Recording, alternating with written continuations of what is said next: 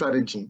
If you get your market structure part of the strategy, you get your liquidity part of the strategy, then you move on to the point of interest part of the strategy.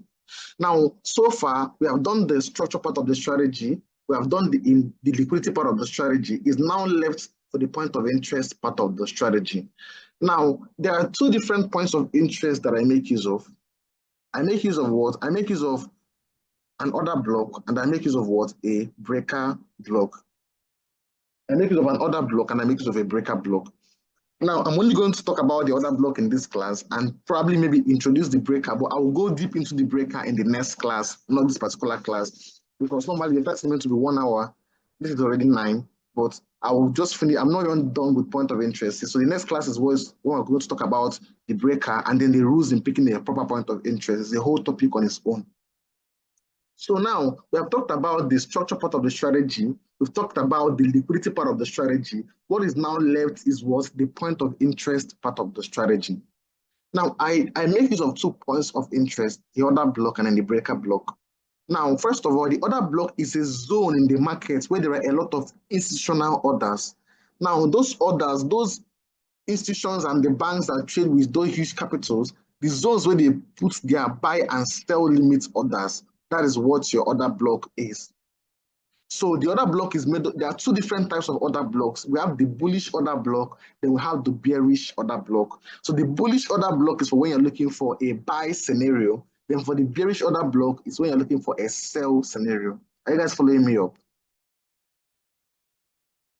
No, a wick cannot be used as a break of structure or market structure. It has to be a body. Are you guys following me up?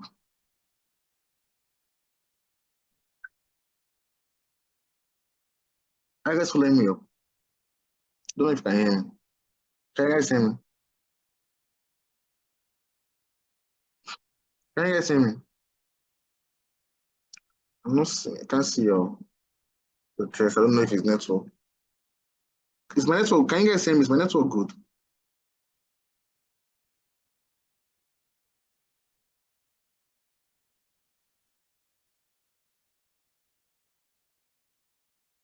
I'm not really seeing you guys' test.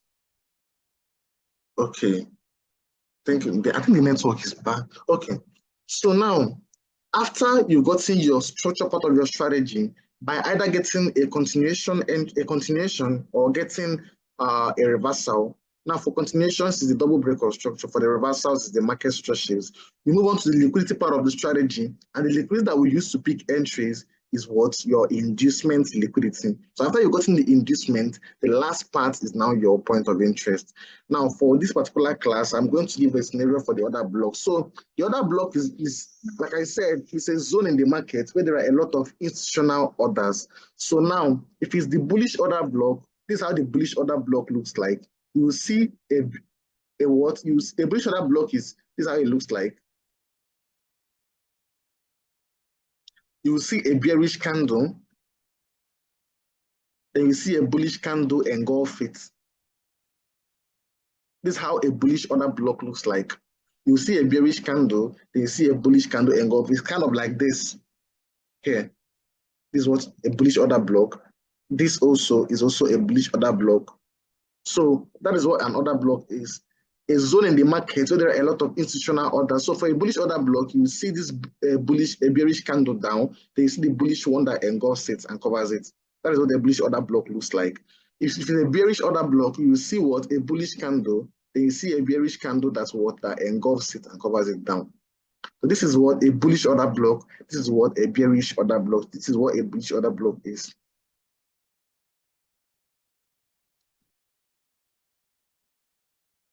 Then this is what a bearish order block is.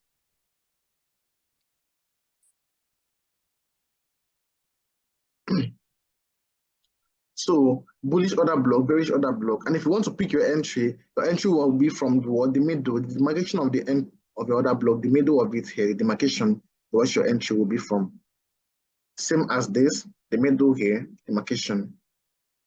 Then for a scenario where there are wicks in your order block, for example, now if you have a wick in the body, a wick here, Now, most of you will ask, if you have a wick, how do you pick your entry? So now this is how you pick it. If the wick of the other block is smaller than the body, for example, this is the whole body here, and this is the wick of the other block. And from the looks of things, the wick of this other block is smaller than the body of this other block. Then you can pick your entry from the wick here.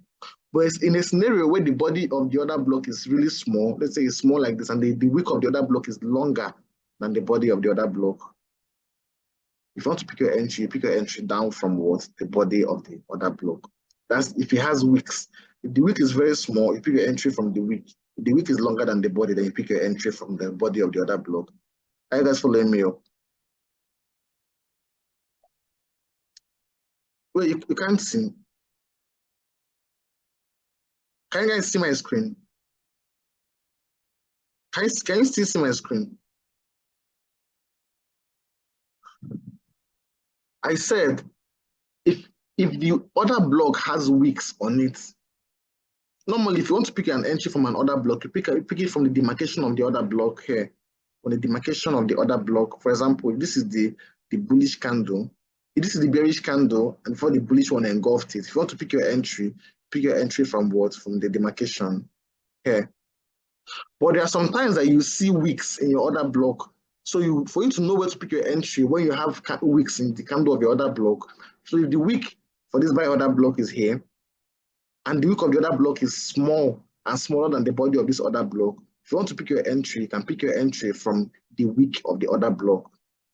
But if it's a scenario where the body of the other block is really small and is smaller than the wick of the other block, let's say the wick of the other block is extremely long, if you want to pick your entry, then pick your entry from where the body of the other block started from. Do you guys understand now? How is my screen seizing? I can't show it on the chart except I see another block that looks like that. Don't you guys know when you have wicks in your other block? It does not really show up like that. But if you have wicks in your other block now, I don't know how else to put it. I don't know how else to put this. And I'm not really taking other block trees like that, but hang on. Let me see if I can find it.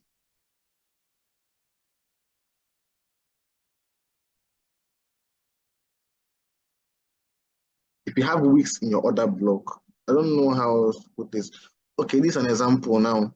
This is another block, and then there's a wick on the other block. But since the body of this other block is large and the wick is small, if you want to pick your entry from the wick here. Simply because the body of the other block is bigger than the wick on top of the other block here. But if it's one that the wick of the other block is extremely long, here, something like this, this is the wick of the other block and the body of the other block is tiny. If you want to pick your entry, then you can pick your entry from the body of this other block here. That was why when this market did this small reaction, the reaction actually came down to the body of this other block here and did not react from the wick of the other block here, reacted from the body here. Although that the market was not overall bullish, but that was where the reaction occurred from before it now went up and started reversing back down. Do you guys now understand?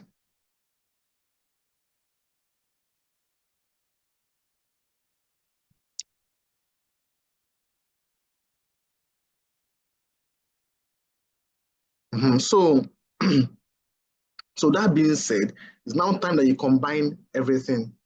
So now, majority of the trades I take now is not really with an order block because markets respects more of breaker blocks in the pairs that I trade.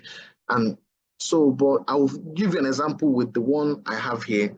For this particular example that I gave here, when market gave us this double breaker structure here, when it took out this zone, this high plus this previously existing zone here, we got a double breaker structure.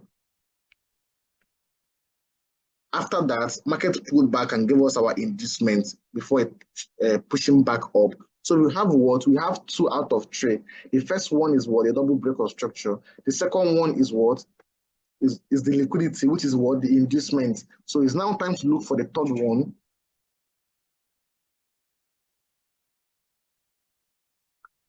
It's now time to look for the third one, which is what? The point of interest. And from this scenario, we're looking for an order block. And like I said, if it's a bullish scenario, you're going to use what? A bullish order block. And if it's a bearish scenario, you're going to use a bearish order block. So in this scenario now, we're looking for an order block that exists inside the whole structure movement. So we got our what? Our double break of structure here. We got our inducement. Then the next one is now the point of interest. So your point of interest now in this scenario is what? An order block. Now, an order block, we're looking for a bullish order block, and a bullish order block is made up of two things. First one, a bearish candle, then a bullish candle that engulfs it, which is exactly this. And if you're picking your entry, you pick your entry from the middle. That is the demarcation of it. That was why gold bought from here.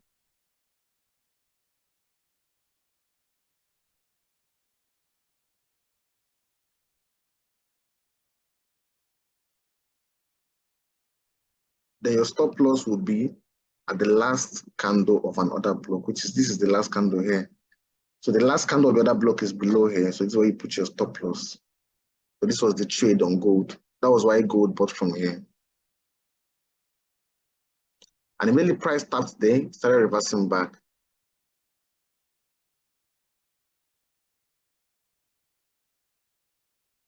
Are you guys following me up? Person asking me how long I'll wait after I set up. How will I know how long it will take market to trigger my entry? You don't control the market. Now you wait however you will wait until market triggers your entry. How will I know how long I'll wait for a setup? I don't control the market. So this is it for this first example. Now the other examples I have here, market did not actually react from an order block. Now there's, like I said, there are 2 points of interest that I make use of, order blocks and breakers.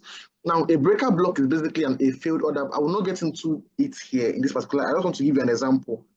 So you know that even after getting your structures and your liquidity, that even if you don't use an order block as an entry, market will also react and still respect your analysis. So when we got this double break of structure, got our inducement, a breaker block is what you call a failed order block. Now, this is what a failed order block is. It's basically this. So this is an order block, a failed order block. A breaker block, that's a failed order. This is not me teaching the topic. I'll talk about this in the next class. That's because teaching this particular topic comes with a new topic on its own. But I'm just giving you an example. Because people will be wondering why market did not now come and sell from this order block here. There's also another point of interest I make use of, which is a breaker. And there are rules in picking those points of interest, which I'll get into in the next class. That will now tell you to know whether to use an order block or to use a breaker block, depending on the more that market presence and the rules in picking a point of interest. But this market sold from this breaker because in the rules of picking a point of interest, one of the rules says that you pick the point of interest closest to your